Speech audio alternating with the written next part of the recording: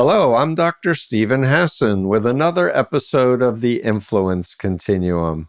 And the topic today is absolutely vital, important. It's about families as cults. Ever think about an authoritarian family structure? Maybe you grew up in one. Maybe you are married to someone who is a narcissist and controlling. Well, my next guest is someone that I met in Barcelona at the International Cultic Studies Association conference, and we are mutual fans of each other. And thank you for wearing a T-shirt with my motto on it, Christine. So Christine Cocchiola has a doctorate in social welfare and is a licensed clinical social worker and an expert on experiences of adult and child victims of coercive control. If you haven't heard the term coercive control, you're going to learn a lot today, and you're going to go to her website, coercivecontrolconsulting.com, where she has webinars, online webinars you can take. She has a brand new book out with a co-author, Amy Polacco, called Framed, Women in the Family Court Underground. We'll talk about that later. And all I can say is we have an epidemic, it seems, of people who are harmful to other people, toxic, and who really gets damaged are children who are, unwitting victims in a dysfunctional, family situation. And I know a little bit of your story because we've talked before. I was in the Moonies, so I got deprogrammed, and I was like, what is brainwashing? So I became an expert on cults. You had a personal experience that got you started in this expertise. Why don't you share with my listeners, please? Sure. So, I actually started this work at the age of 19. Someone I know had been abused as a child, and I just decided I wanted to be an advocate against child abuse, right? Or for the prevention of child abuse. Little did I know that my boyfriend at the time, who would end up being my husband, was an abuser. But the interesting part about that is I didn't know, and I worked in child welfare. I became a licensed clinical social worker. Been doing this work my entire life. And because there was not physical violence, and this is the problem, right? Is that when we think of domestic abuse, we're always thinking about it through the violent incident model, which is frankly archaic. Mm-hmm. Right. Abusers want to exert power and control over others. And that doesn't have to be physically violent, sexually violent. And I should just say, as an aside, some people are calling coercive control invisible abuse. That's not right. That's not correct. It's not invisible. It can be intimidation, verbal assaults. It can be physical violence, and it can be sexual violence, but it doesn't have to be. And the underpinning of it all is about one person who has a pathology to be harmful and wants to exert power and control over another person. And so I didn't know. For years, I stayed married to this person for 27 years, 11 months. And it wasn't until about year 20 that I started to say, something's not right. And one day I was teaching my college students, as I teach every semester, about domestic abuse. And you're a tenured social work professor, I might add. I forgot to mention that. So sorry. Yeah. Please continue. Yeah, no, that's okay. But, the fact that I was teaching every semester and did not connect the dots for myself because it wasn't physical. It was very insidious. It was this gaslighting, manipulation, and stalking that I didn't know was stalking at the time, but I knew something wasn't right. Our body tells us so much and we don't always listen. And abusers actually like that. They don't like us to listen to our body. So I all of a sudden had a recognition, but that, Steve, as you know, so many people go back and forth in these relationships. They become trauma bonded. They get pulled back in with the intermittent reinforcement, and that certainly happened to me. I always say to people, I'm not trying to be haughty, but if it could happen to me, educating on this every semester, advocating, working, volunteering for an agency against domestic abuse since the age of 19, a social worker doing this work, if it can happen to me, I feel like it can happen to anyone. And as you You're know, singing my song. It's really so true. And you don't know, it's different. It looks different when you're living it versus how it seems to everyone else. And I'm completely with you. And you said it's not invisible. People see it, hear it, you're experiencing it, but it's passing our filters of this is not okay or I deserve better. And that's why raising awareness from survivors is so vital, because we are the experts. We have lived experience, not just theory. We have theory too, but we have lived yes. experience. And I just salute your courage for speaking out, because a lot of people are embarrassed and ashamed. Yeah. No, there's a lot of shame with this, but I think we're reaching a point where victims are speaking out. But you just touched on something that's so interesting to me, because I actually often talk about the gaslighting by therapists, because I went to numerous therapists and it was my anxiety that was the problem. And of course, I was anxious. I was in trauma all the Sure. time. And so, how often do therapists even miss the signs of what is actually the underpinning of this relationship dynamic? And so, I'm trying to educate people. I actually have a clinician, coach, attorney training where I'm trying to educate people to, like, this is what we look for when people come in our door. And if we're not looking at that immediately, like every single person or couple that comes in should be assessed Yep. for what is going on in the human environment, in their human environment. If we miss that, we have missed everything. We're on the same page, but a little different angle, because clinicians are not trained to think about undue influence at all. And they don't do their history. They don't ask about your childhood and were you corporally punished, or did you have strict rules, or were you afraid to ask questions, or were there people cut out of your life that you were estranged from that you wanted in your life? Those types of probing questions, not just were you in a cult, because a lot of people would never self-identify, just as you didn't self-identify. That is so key, because did I know I was a victim when I was going to therapy? I didn't know I was a victim. So, how could I even describe, if I was so confused by all of the gaslighting and manipulation, how could I actually explain to the therapist, right? So, there are questions that therapists could be asking that they're not. And I think that has to change, but that's a whole nother conversation. But it's a big deal that victims and survivors over and over again are gaslit.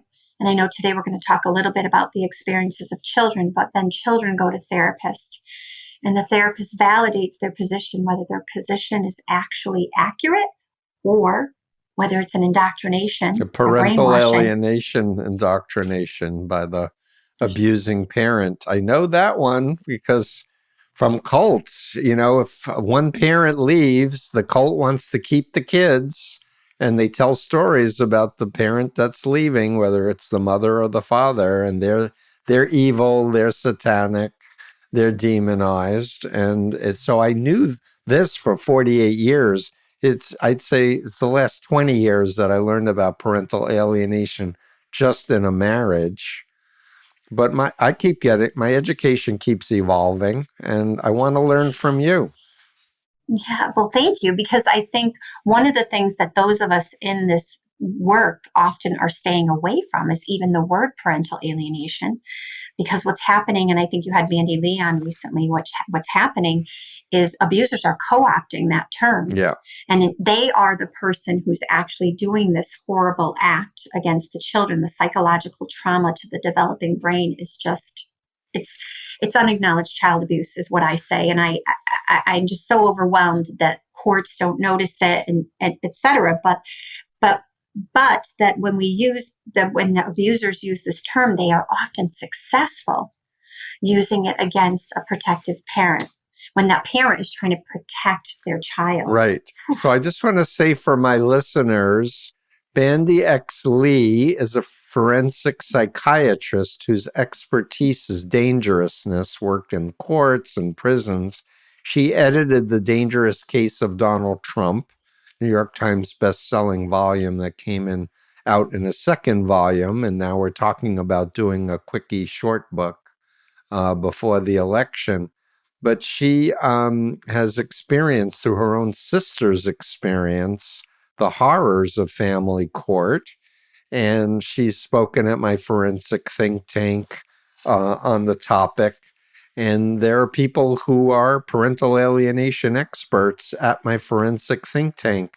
And I'm kind of in the middle because I don't want bad actors to co-opt terms, but the Trump cult has been co-opting words and terms forever because it's part of psychological warfare.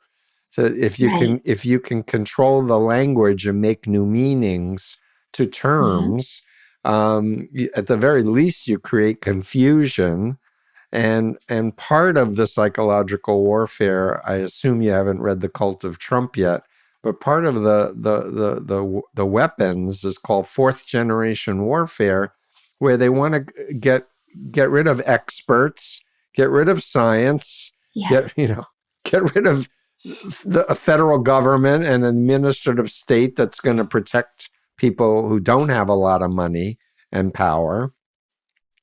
So for me, the big frame is, stay focused on the behaviors. Don't get hung up in the words, and don't let the bad people steal concepts and words that are valid, like brainwashing and mind control.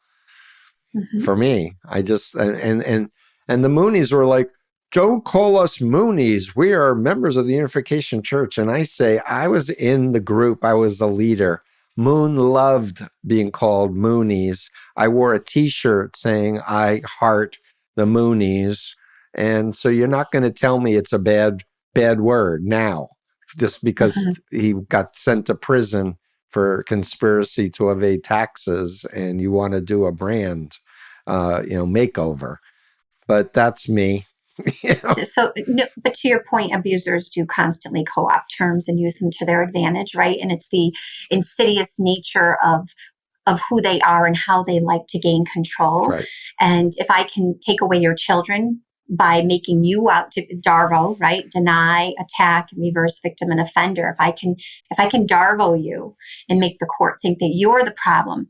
I like to call it something different from a clinical perspective, as someone who's been trained in trauma, and also the idea of like what helps to create children who have the ability to be successful, meaningful members of society. I call it malicious fracturing of attachment. Abusers. Hang on a second. Malicious fracturing of relation? Attachments. That's a mouthful. I can see how, as an expert witness, you'd want to use that term, but I'm not sure it flows off the tongue for the public.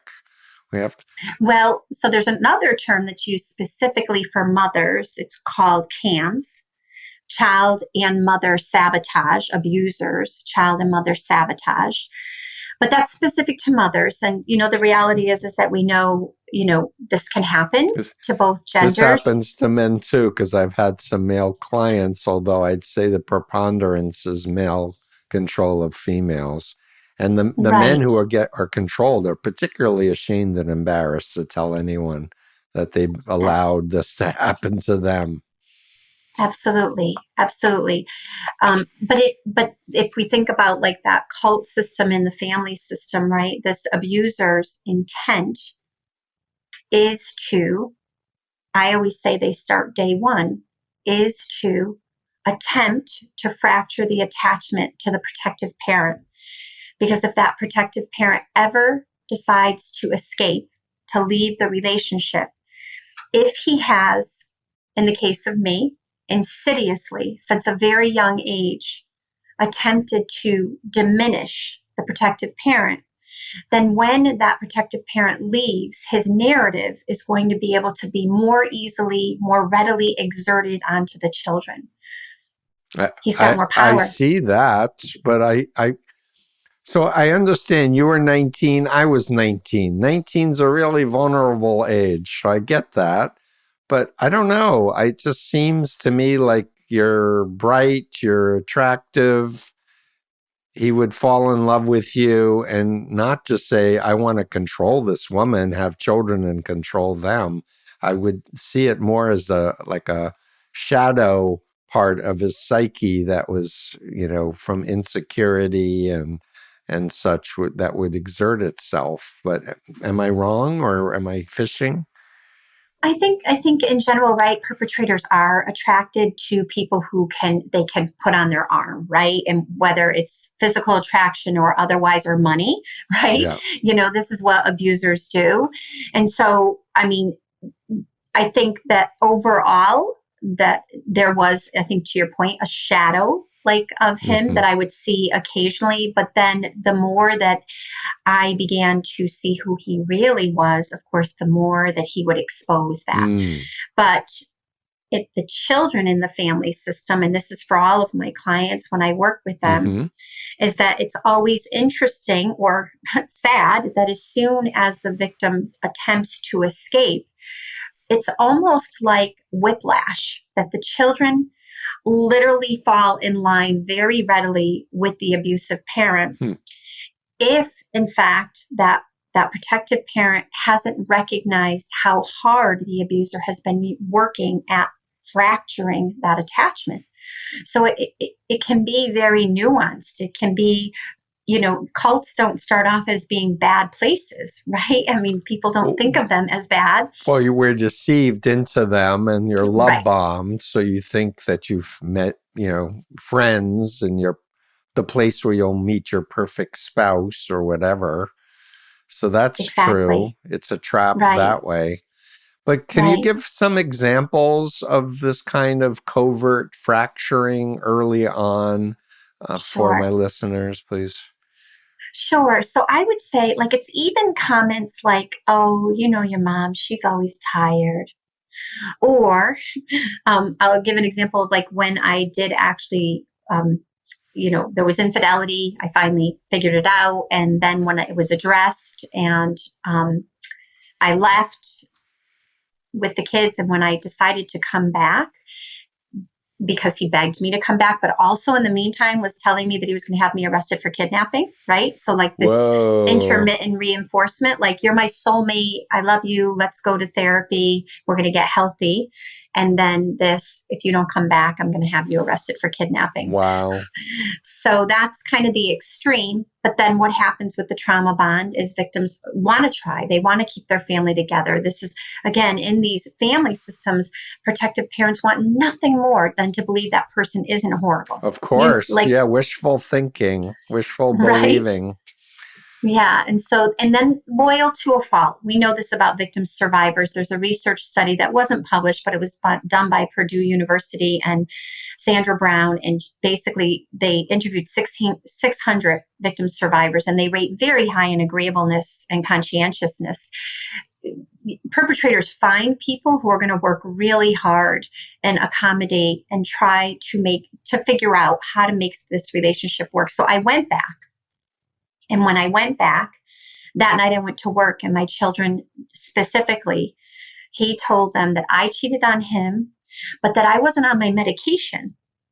And that if I had just been on my medication, none of this would have happened. So he lied that you were so he projected his bad behavior onto you, which is a Trump move to project the evil stuff that you do onto you. And then gave this story. Can I ask how old the kids were at this point? Yeah, so 9 and 10. Okay. And so when I talk about the cult in my family system, and I see this is not just, I see this all the time now with protective mothers, is that when you finally decide to leave or escape, as I say, that trap, my children were 17 and 19. And it wasn't until they were 17 and 19 that I knew all of that was going on for all that time. The indoctrination was long term. Got it. And this is what happens to protective mothers. And it certainly can happen to protective fathers, but the parent decides to leave. And then all of a sudden, all of that foundation has been laid. The brainwashing, the false narrative has been laid. It's not hard to the whiplash. The child gets pulled right back to that abusive parent's side because they have learned all along that that protective parent really isn't reliable or needs their medication or is always tired. I mean, I hear that a lot from moms. The abuser will say, set the mother up to always be tired, but she's the one doing all of the work around the house anyway, you know? Full-time job and working around the house and taking care of the kids and bringing them to school and making them food and cleaning up in the house. Yeah. It's not fair, is it? So that these kids suffer significant psychological trauma because they are betrayed by the abuser. They know the abuser will only love them if they regulate their behaviors to appease the abuser, just like the protective parent. So they're learning to appease, and that love is not unconditional. And then they're made to believe the love of the protective parent is not unconditional. So I'm going to just follow me for one moment. With you. Because I have more questions, but please. The rabbit hole is this, is that then it creates the perfect opportunity to actually create a child who has this insecure, disorganized attachment because they don't know who they're safe with. And if they have this disorganized, insecure attachment, they are being groomed to be like the abuser. That's the connection that is absolutely, to me, astounding. So you're teaching me a frame that I haven't heard before, because my mentor, Daniel Brown, who taught me about attachment disorders and his repair protocol, my operating belief is that attachment is formed in the first 2 years, first 22 months, and you're describing something later. So please explain.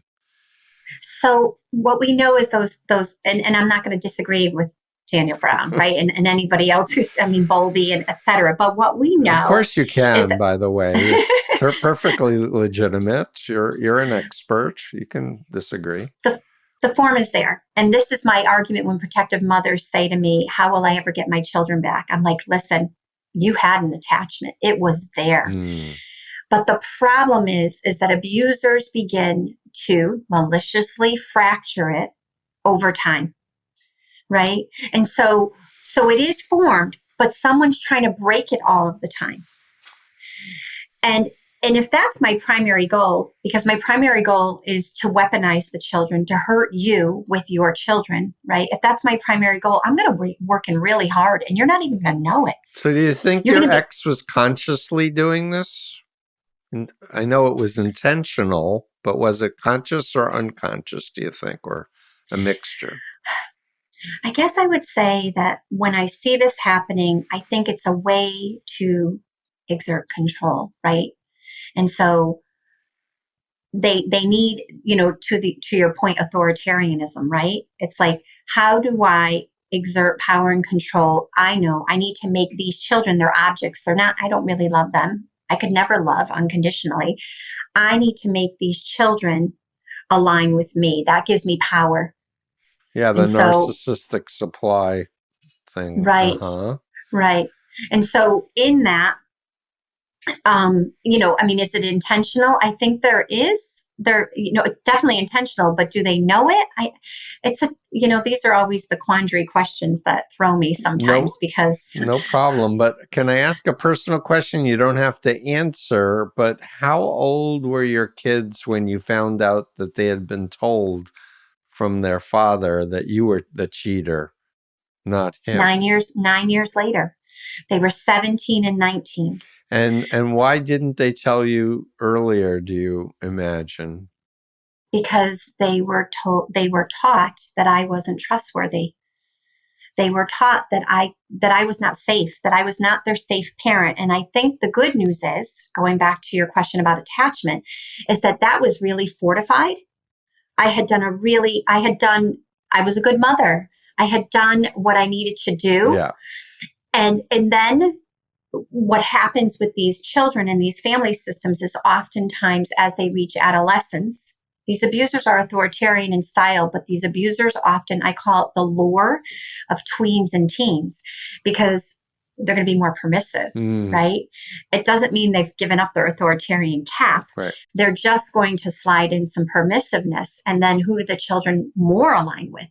The parent who's going to give especially them if they carte have blanche. money and they're going to buy all kinds of gifts that the mom thinks is spoiling the kids, and then you're the bad guy or bad woman in that sense. Absolutely. So a lot of these kids will then immediately go to that abusive parent's side simply because they want what kids want, right? And there's contempt. And so I went through that where there was a lot of contempt for me, and I didn't know why though. So this is the cult, right? I didn't know why. I didn't know what he was doing behind my back, that now I know many stories of many things they were told. Right. And so the good news is that at that very early stages of a development, if you fortify the attachment, then you're going to have better opportunities to reignite it. I call it reignited attachment. Sure. That makes a lot of sense. So I have another question, if you don't mind. So weren't they aware when he left because of the affair? It sounded like he left the house, or did he never leave the house when he was being infidelitous? I think, one of the things that a lot of people don't realize is that when you are in an abusive relationship, the abusers never leave. They squat. I mean, I had a group just last week of 14 mothers. Not one of them is in the home anymore. They have to leave in order to actually disengage from the relationship. In this case, I went to my parents for the weekend. So he cheated. You went to your parents. He wouldn't leave. And you couldn't take the kids with you. No, I took them, and that's why I was accused of kidnapping them. I was at my parents'. You were kidnapping because you were going to their grandparents' house. That's really messed up. Mm-hmm. But I assume because you're a social worker, you would never tell young children daddy cheated on mom. But he did. He said it to them about you. Correct. But there is some misinformation out there that I think we have all aligned with. And this is this idea that you never tell the children something bad about the other parent. And that gets a little tricky when the other parent actually is a really bad person. Exactly. So I'm happy you're saying that, because I was going to follow up with a what if. If you could go back in time knowing what he did, what would you do differently? So first of all, I think it's a good thing I didn't leave earlier, because my children were old enough that when he couldn't control me anymore, he began to exert control over them. And it became pretty apparent to them that maybe I wasn't as crazy as he told them, And when I began to use my clinical, like my understanding of how their brains were developed and all of the harm, because I call this, like I said, an unacknowledged child abuse, I began being present when they would come to me after I eventually left the home, and he locked me out of the house, and I went to an apartment, and I began regulating myself considerably so that when they had horrible things to say to me, I would not react. Mm-hmm. And in that, I didn't empower, going back to what I said about how these abusers really want to create mini-me's, because they want these children to exert power and control over the protective parent. That's their goal, is to weaponize the children and get them to behave like them. And so when my kids would come back with this behavior, they didn't get fed in the way that he expected. And that's really the win. Yeah, is when we can do that. I mean, our work is so parallel and overlapping in so many ways, because I talk about the dual identity of programming, and you become a clone, the new identity of the narcissist, the malignant narcissist, and you're validating this model in a family dynamic. Absolutely. The abuser really when the children are visiting with the abuser, or they see the abuser for, they're just there for the weekend or whatever, however long they're there, the abuser is working, I say double time, to exert power and control over the child. So the narrative the child continues to hear, Mm-hmm. oh, your mom, she's so lazy, she doesn't have a job, or your mom stole all the money, or maybe something nice, like, I'm just worried about your mom. I just wish that she would take care of herself. Like, see, this can be very covert and insidious. The kids don't know what the truth is. Right. And they come home, and I say these abusers have the coercive controller, narcissistic abuser, part of Mm-hmm. the dark tetrad. Yep. They enjoy inflicting pain. And so they create a fire in our children's bellies. Mm. And when the child comes home and they're disrespectful, they're filled with contempt, and we react, we're actually adding kindling to that fire. We're sometimes adding gasoline to that Yes. fire. Yep. We're empowering it. Yep. And our goal is to diffuse it. Our goal is to not, and I know you're going to say, this makes sense to me. Our goal is to not shame them, because the abuser is shaming them. And they feel shame because of the way they're behaving with you, but they also feel shame because they don't think you love them implicitly. So they are living in shame, and that fire is the shame. Mm. And we have to diffuse it. We have to be, if they're behaving horribly, believe it or not, it doesn't mean we let them get away with everything, but we are addressing the behavior without the shame. Like, we cannot elevate that shame in them. If we do, we're doing exactly what the abuser is hopeful for. Right. I would just add, what you're really doing is showing them unconditional love. Absolutely. And the ability, this is so key. Research shows us that children who grow up in abusive homes are constantly regulating their behavior. They can't be authentic. Yes. Like, they're They not have allowed. a pseudo self, especially if they're Yeah. gay in a homophobic family. Oh my gosh. It's really so horrible. troubling. So troubling, right? And so they cannot authentically, so they need to know that no matter how raw they come back, no matter how much that fire is burning in them, that they can be that raw, and they're gonna throw it on you, and it's not gonna stick. I say, like, we have armor on and they send us arrows and it just falls to the ground. Mm-hmm. And we're there to pick them up and to love them unconditionally, regardless of their behavior. They are in so much, the amount of pain that they are feeling is just so overwhelming. And sadly, again, it's not recognized as an abuse, Right. even though it is abuse. Right. So have you done workshops with adults who were raised and had this happen to them as children with an abusive parent? So I have workshops for protective parents. Right. That I saw, and right. lawyers and clinicians. But Right. what about so for kids who've now grown up and are still carrying these traumatic patterns and dissociative patterns? That's what I'm actually moving in that direction with my podcast. I've started interviewing young people who have survived these experiences, and they are now speaking out on my podcast about their experiences. Yeah, and for my listeners, it's called Perfect Prey Podcast. Mm-hmm. And so I listened to the recent episode about Framed with your co-author Amy in preparation for this interview together. I've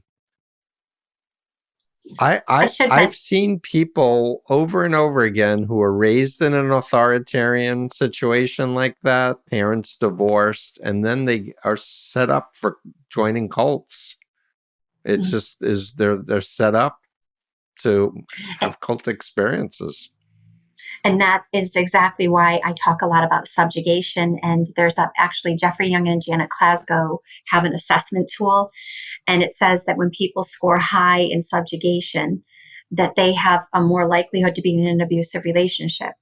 And that's why I call my podcast Perfect Prey, because it's not codependency all the time. It's not self-worth. It's just someone who comes to the world with one of what we call super traits, just like a giving, kind person. And abusers prey upon it. It's never a victim's fault. So Jeffrey Young, schema therapy, Jeffrey Young. Okay, good. I thought so, but it's been years since I've read his book. But I guess I'm going to push back a little bit because I respect you and like you so much. I'm not sure I would like you to continue the Perfect Prey podcast just because words are so powerful. And the whole goal is for you never to be a prey again, So maybe it's Perfect Prey Survivors podcast or Mm, Thrivers, I like that formerly too. Perfect Prey, now Thrivers podcast. I'm joking Right. around, but you know what I Yeah. mean.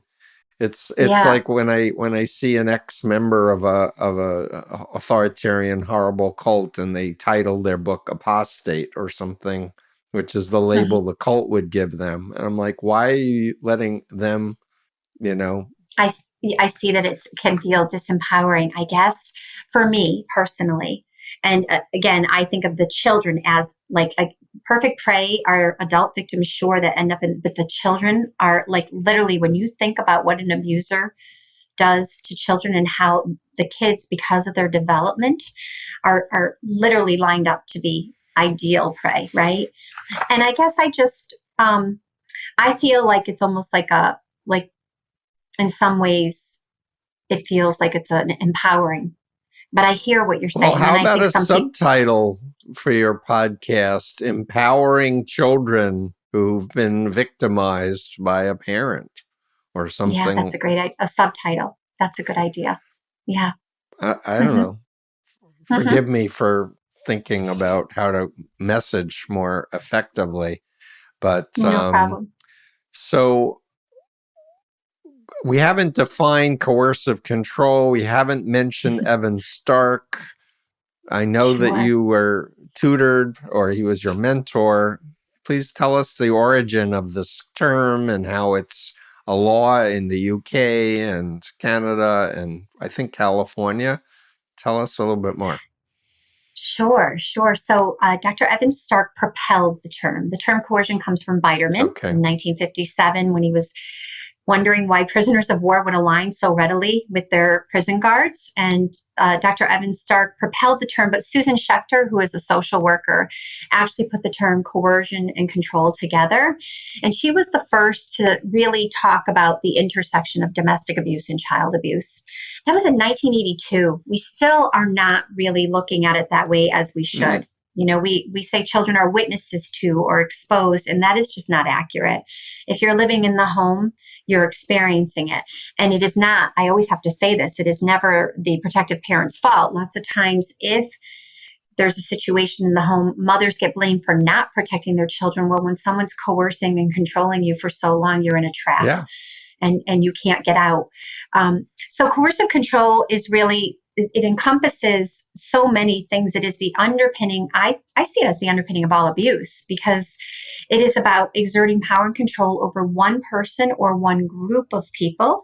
It can be a group of people exerting this power and control. I see it as racism, sexism, classism.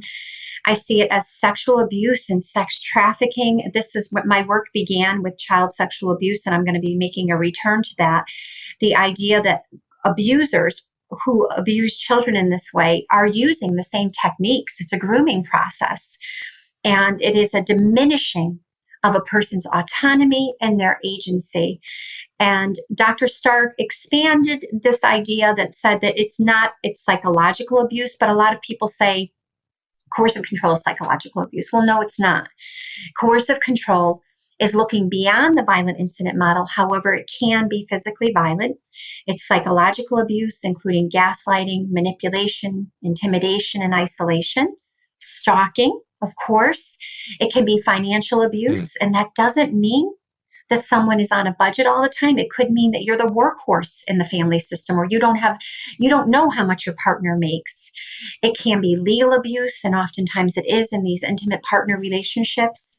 It is the weaponization of children over and over again. And obviously, as you could imagine, that's the most heartbreaking when children are used as a weapon against a protective parent. Absolutely. Yeah.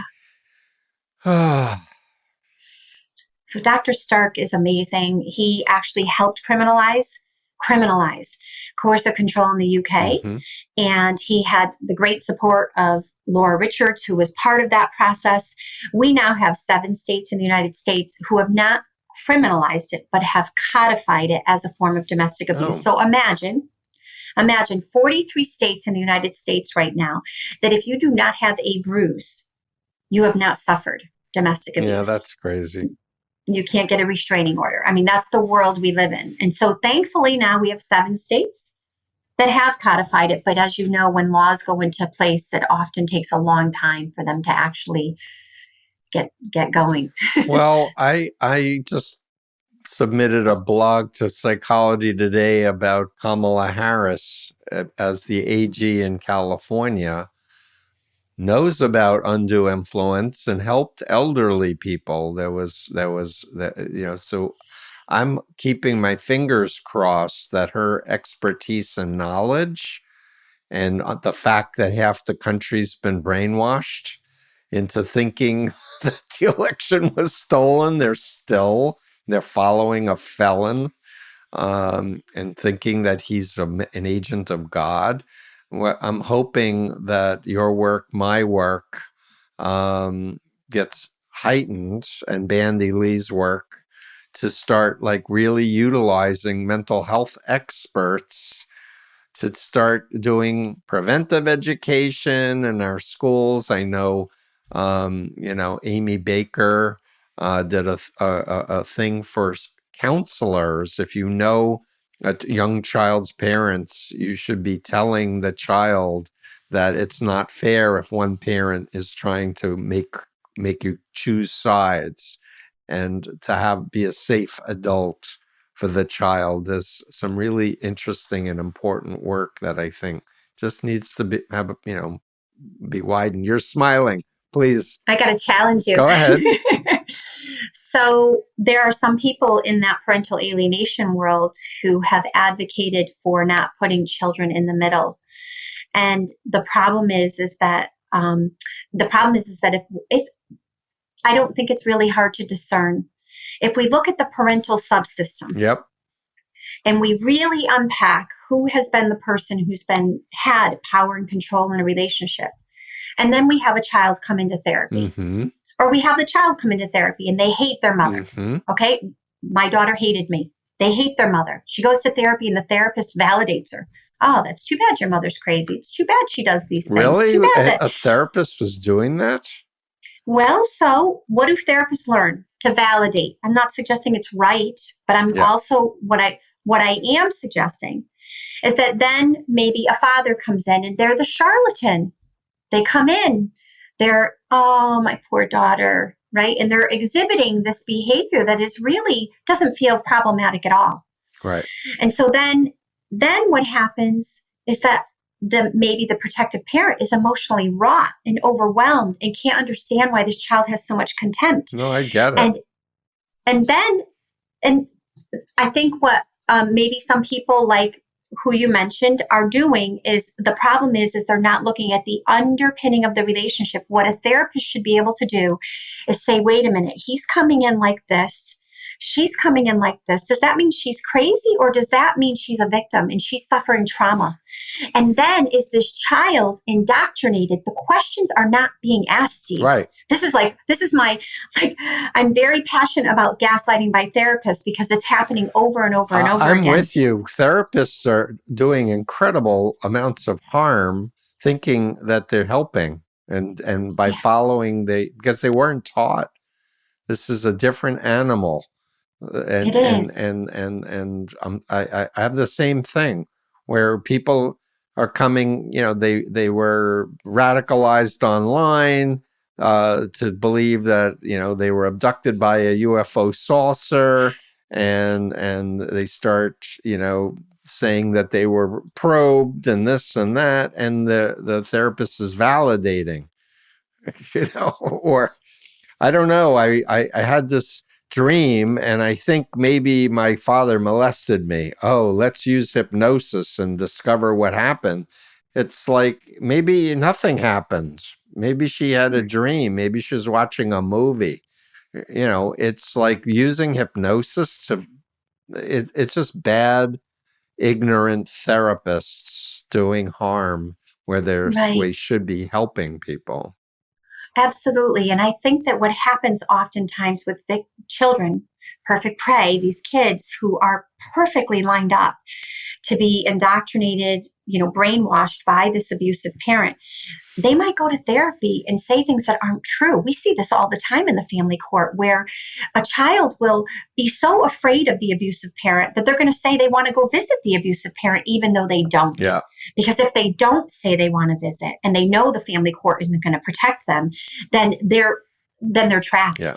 Right. And so therapists have to really be thinking about, why is this child saying these things about, we'll say father? Why is this child saying these things? What is the underpinning of that parental subsystem? And by the way, now let's look at, how is this child or this family system been, if we look at what coercive control is, how has this family been isolated in some way? Is there some intimidation going on behind the scenes? So we cannot look just at the surface Absolutely. of what this relationship dynamic is. Absolutely. No, we're embedded, we're social beings, and we're embedded with other human beings, and we relate to. Can I ask how your kids were to your parents? Were they alienated from them, or what happened, if you're willing to share? So sure. So unbeknownst to me, there was conversations about me loving my parents more than my children or me loving my parents more than my family. I mean, so there was a diminishing of me all the time, but then there was a diminishing of the best parts of our lives, which was my family. And then of course, me being none the wiser, I might have shared something flippant about how my mother maybe irritated me, or that's what these abusers do, right? Is I would say the number one way to determine if you're in an abusive relationship, if you're really questioning yourself, is ask yourself, did I share something when I felt vulnerable, or a vulnerability of mine, something I feel insecure about, and have they used it against me? Great question. And if they have, that person very much, especially, of course, what Dr. Stark always says is coercive control is a pattern of behavior. Right. And I think a lot of people think of it as very like, oh, he locked me in the room, or he called me horrible names. No, it can be really intermittent with some really good stuff. That's why I stayed. Yeah, of course. It was really intermittent. And so, these abusers will attempt to fracture the attachment to those, I call them protective parts, over and over again. Yep. And so at some point, my children didn't really want to go to my mom's for Mother's Day, which it's Mother's Day. What do I want to do? Right. That was diminished, right? And I have the best story because I was able to really use much of what I share in the protective parenting program and all over my Instagram page. And my kids began to get clarity. And that is something important. Therapists can offer clarity. What's the difference between a healthy relationship and an unhealthy one? What's gaslighting? Right. What's manipulation? Wait a minute. Dad said the keys were on the counter and you didn't see them. And then you looked for them for 3 hours. And then 5 hours later, they were there. And this was all so that you would miss your dinner date with me. Oh, right. Right. And I remember I watched your interview with Robin Stern on the gaslighting effect. She's a colleague and another good being wanting to help, who suffered initially and got her interested in that. So tell us about Framed. Women in the family court underground know the abuser's playbook. You had a forward by Dr. Ramani, who's a world authority on narcissism. And you did the book with Amy Paleko. So tell us about your book. Sure. So, last summer, I basically meet with protective mothers all the time. And every time I hear these stories, my heart is breaking. And I'm thinking how we have to elevate this conversation. So there's no doubt for your listeners that men suffer domestic abuse, and certainly men in partnerships with other men at a very high rate, right? And, but 35% of women in the world suffer violence in their lifetime. 35%. Now that's the violence. What of all of the other behaviors that are nonviolent, that nobody is talking about, that we don't have stats on? How many women are suffering that? And also then how many children? Right. And so I was sitting right here at my kitchen table, and I just said, I need to pull these stories together. And I am so grateful because Amy agreed to do it with me, because we wouldn't have, we pulled it together pretty quickly, and we have made a great team. And what we did is we took Protective Mother's stories, and we everybody has anonymity except for Kathy Sherlock, who is Caden's mom. She's one of the mothers who her child was murdered during divorcing and separating experiences. And that does happen, sadly, quite frequently, and it happens by fathers. And so how do I exert more control? Well, if you're not going to engage in this process with me, then harm to children certainly becomes part of that process. So yeah, we sat down together and we were able to get all of these stories, 22 stories of amazing, brave, protective mothers. And we wrote notes on each story describing what really happened. Mm-hmm. And we have a call to action in the back, what you can do to try to change this.